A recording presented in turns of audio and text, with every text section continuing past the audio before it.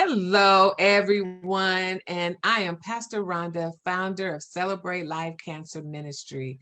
I am a 19-year inflammatory breast cancer survivor, and in the midst of all that's going on, I found that it is important for us to be able to share some stories of some cancer survivors that are making it through this journey. And today I have with me Vicki Johnson. Hey, Vicki. Hi, how are you? I'm great. Vicki, why don't you just go ahead and tell us your story? So my story started 9 years ago. It was my birthday, and I thought, okay, I'm getting up there in age. Let me go get some Botox. So I called my girlfriend, and we were getting ready to call my doctor for Botox. And the next morning, I found a lump in my breast, and it was the week of my birthday, and I knew it was cancer. Went immediately to my doctors. They told me I was triple negative breast cancer and that it was very serious. They said it's the most aggressive kind of cancer. And I remember being overwhelmed. I had all these doctor's appointments, and all the doctors kept saying happy birthday. And I remember thinking, this is not a happy birthday. It's like the worst thing that I could imagine happening. But here I am 9 years later, after, I've been fighting all these years, and now I look at my birthdays like it's a celebration. It truly is a celebration, because when I think about the looks on those doctors' faces when I was first diagnosed, they all looked scared. They all had this horrified look in their face. And even when they weren't telling me, what was going on, because they didn't have the results back yet, I could see it in their faces. But now it truly is a happy birthday. And I use my birthday now as a reminder of I got another year. And I look at it as this is the time to get my mammogram or schedule my mammogram. And that's what birthdays mean to me now. It's a celebration. So, what did your journey include? Was it just radiation? It was, well, my journey included lumpectomy, um, chemo, and radiation. And because of things I've read, I've changed my diet. I realized when I was diagnosed, my dad had just passed. And so my sister and I both ended up with triple negative breast cancer about a year apart from one another. And there are studies that link stress. So I try to keep the stress out of my life. I include yoga now, and just me time, and I read more. Um, but yeah, that's kind of what I do now. Is it's mind, body, soul. So, how did you manage to start carving in some me time? I hear people a lot say, I need to do that. I need to do that. But then 6 months to a year later, they're still saying, I need to do that. So, how did you make it? You, I feel like you have to make time for yourself. It's kind of like they say on the airplane. You can't take care of anyone else until you take care of yourself. And as a mom, if you're not there, who's going to take care of your child? That's just what has always been in the back of my mind. Is I've got this. When I was diagnosed, my daughter was only, I believe she was 5 or 6. So all I kept looking at is she's going to grow up without a mom if I don't get serious, if I don't take time for myself, if I don't do the things I need to do. One of the things I did, I was working graveyard, where there's a direct link between graveyard and breast cancer. And that job was gone. I don't make as much money as I used to. I don't have it. But as I told my daughter, not being at that job, I was so tired. And I now can actually shop more effectively, more economically. So my clothes are cheaper. They look better, but they're cheaper because I actually have more time. And with graveyard, I was like this walking zombie who didn't have time to shop. I would just buy the first, if I needed a dress, the first thing that fit, didn't really pay as close attention to price. And so without that job, I truly have more time. As I told you earlier, I have more time to sleep in. I still work. I just don't work graveyard anymore. And every day I was always thinking about my daughter. I feel like my husband and we're kind of opposites, and that's how couples tend to be.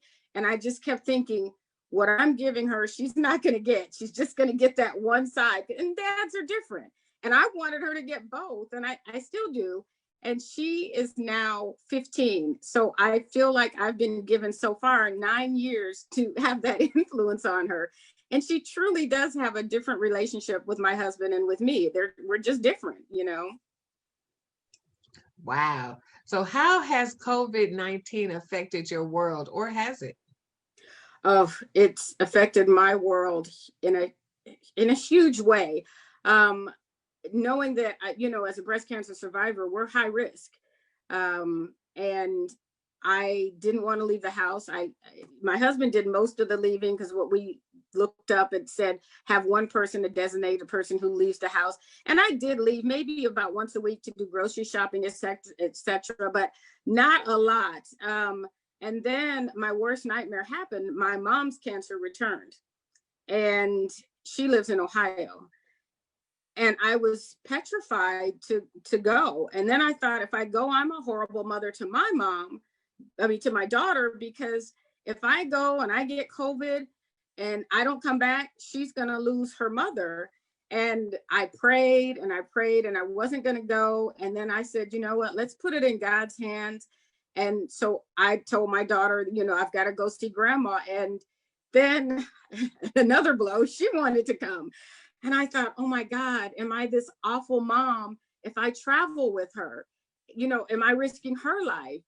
And we took that trip. I took all the precautions. We had N95 masks. We happened to have those from when we had the wildfires. So we had those. We had face shields. We had gloves. I'm kind of like a shopaholic, so I already had tons of hand sanitizer. So we took that. And I have to say, we don't realize how strong our children are. I put that face shield on, and it just makes me sweat, like wet everywhere. And my daughter didn't care. She put the face shield on. She put the goggles on. She's carrying around the hand sanitizer, reminding me to clean my hands. And by the grace of God, we made it to Ohio. No one got sick. And a few weeks later, my husband made it. And it truly was a blessing to go, because my mom didn't make it. She finally, after 20 years, she did lose her fight with cancer. But we made it home. And as I said, even coming back, I didn't want to come back to California because I was afraid I was going to get it, because they really aren't practicing the best precautions in the airport. You kind of have to tell them, like they'll touch someone and then they want to touch you. And I had to tell them, look, you know, you kind of have to get your verbiage in order before you go. I said, look, I'm high risk. I'm a cancer survivor. Can you please change your gloves?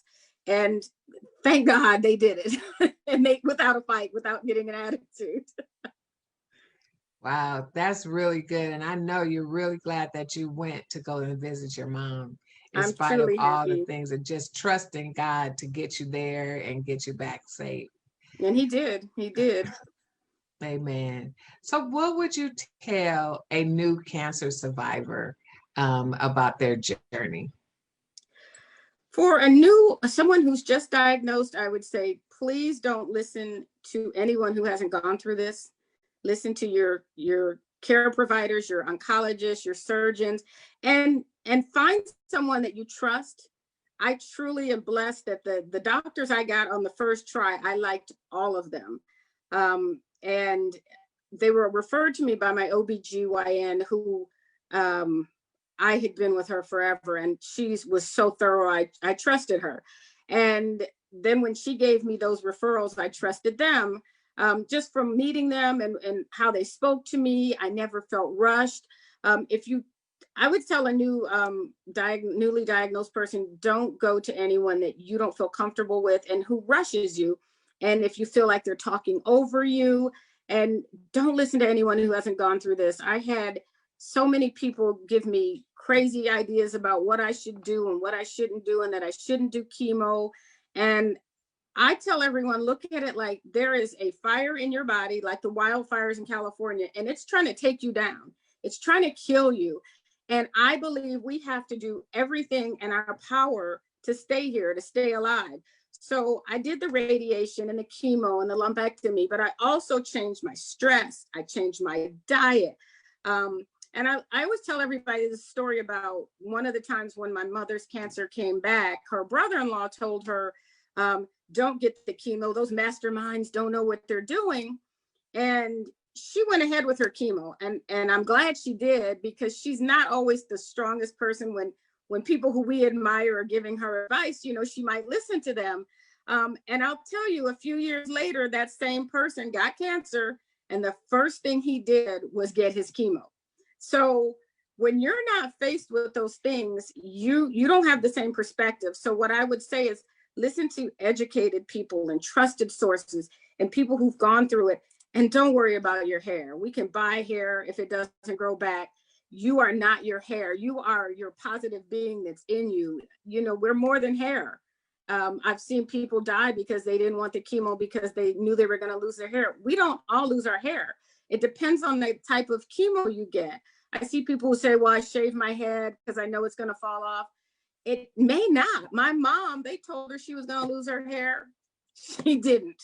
So I just say, wait and see, and trust those people who've been educated to help you. Wow, that's some great information. You know, to be sure to talk to somebody that has a clue about it. Yes, for sure. Well, Vicki, this has really been great to have you share your story with us. So we really, really appreciate it. Is there anything you'd like to say before we go? I would love to tell people I've changed my diet. I love to inspire people about new foods and things that there are so many cancer fighting foods. And even for myself, a lot of them I wasn't eating. I wasn't aware of them. You know, you've got the medical side. I always say, get the other side, the food side. Try to put a cancer fighting food in every meal. And it could just be matcha green tea. Matcha green tea is like drinking 10 glasses of green tea at once. And there's tons of cancer fighters in there. I take turmeric every day. Turmeric has been shown to slow the growth of cancer. Lima beans, they say, are great for breast cancer. It slows the growth. So what I try to do is I try to put a cancer fighting food at every meal. I make green drinks of parsley, lemon, ginger, all fresh, and just throw some water in a blender. I drink those every day. Mushrooms I've added to my diet. The bigger the mushroom, the more cancer fighting properties there are in there. Lemons as well. You can freeze them and thaw them out, and they still have those cancer fighting properties. Citrus fruits, cherries, blackberries, raspberries, pineapple. I also, beets, you know, I hated beets and I still don't like them pickled, but I make beet salads with fresh beets, and I do beets and oranges and rosemary because all three of those things are cancer fighters. Nutmeg, cinnamon. Cinnamon also helps you with blood sugar levels. So even if you don't believe these things are going to fight your cancer, I guarantee you they're going to give you more energy to fight cancer and to get through what you're going through, because you're going through so much. And I tell my daughter that the green drinks, when I drink those before a meal, I don't eat as much. And I know one of the main things that leads to cancer and makes the perfect environment is being overweight. So when you drink those green drinks, they kind of taper off your hunger, so you don't eat as much. So, don't do your cancer fighting foods once a week. Try to put something at every meal. The green tea, the triple ginger tea, mint tea, all those things you can add to every single meal. And that's the advice I would give, is just put a cancer fighter at every meal. Think about how much you eat. You eat every single day. You eat 3 times a day. You eat snacks. Why not try to fight that cancer at every single meal?